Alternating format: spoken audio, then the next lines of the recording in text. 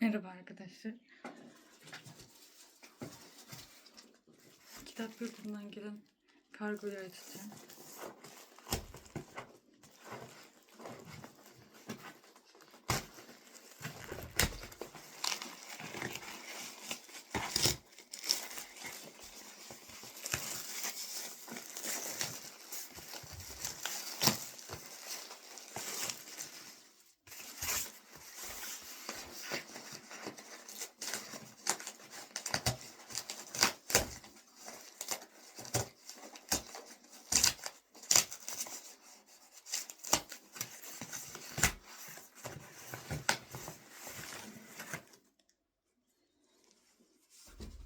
Evet.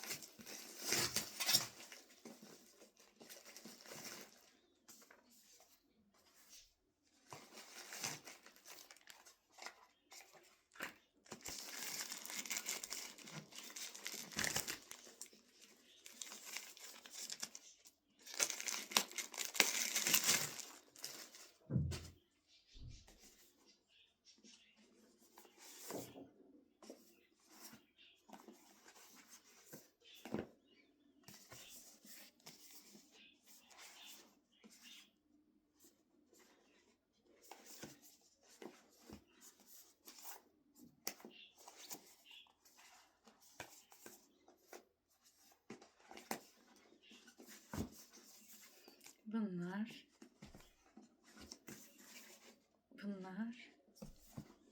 Bir de bu. Beğenip yorum yapmayı, kanalıma abone olmayı, Instagram'dan takip etmeyi unutmayın.